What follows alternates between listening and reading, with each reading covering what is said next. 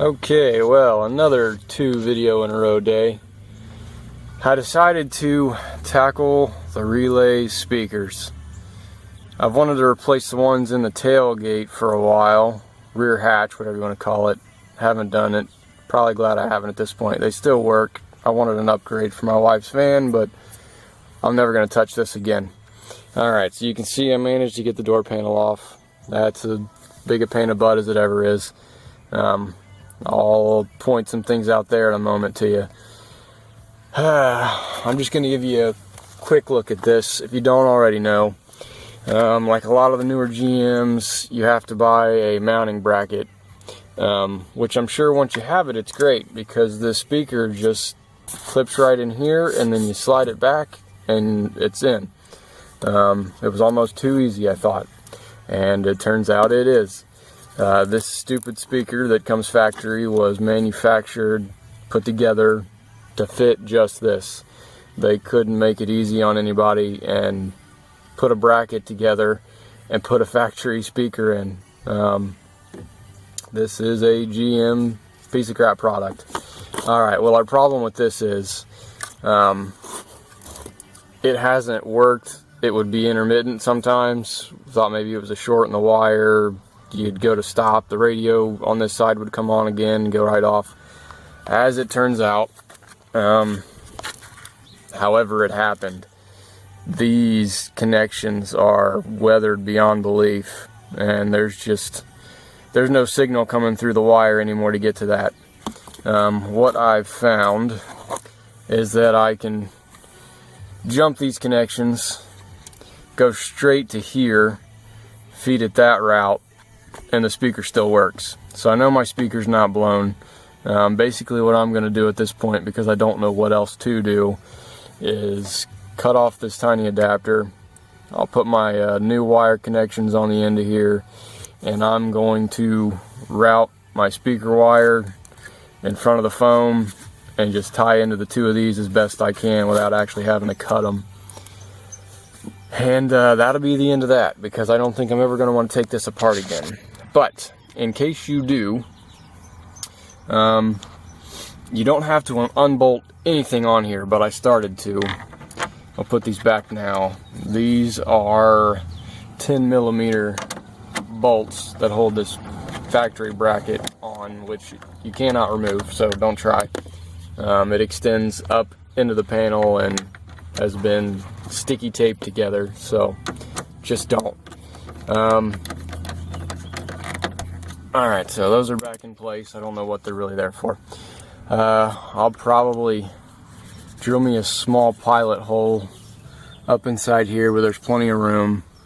Route it out and around like I said, and just twist my connections back around the wiring exposed here at the outside of the woofer going into the tweeter. Be better than not having anything, which we've been without for 2 or 3 years now. So you might be smart enough to figure this part out on your own. Let me break now, and I'll show you where you can find the bracket for this if you would like to put in new speakers, which I've seen some mixed reviews. They're supposed to fit 100 different GM cars, so they may or may not. So here is this.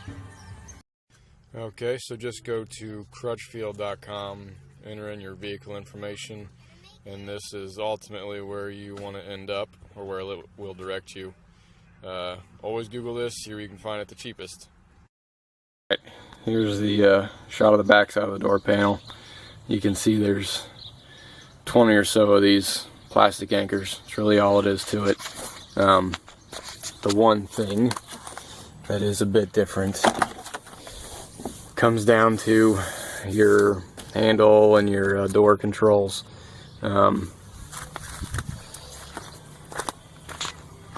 This would be where your handle is bolted in. You'll want to remove these first before you start prying on anything.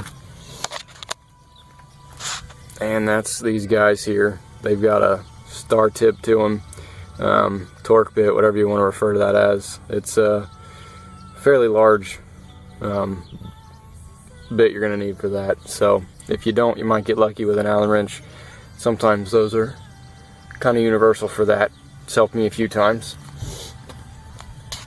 You can see here I've got all this hanging. If you work at it, these will all pop right out of this mess. Just be careful, everything's plastic.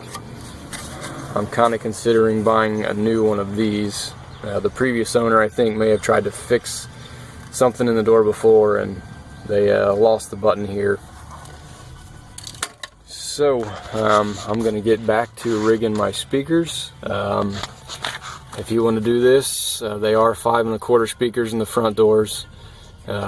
Again, I'll put a shot up of that bracket at the end of this video, and that pretty much sums it up, except when it comes to this just pries out again like everything else, but be very careful.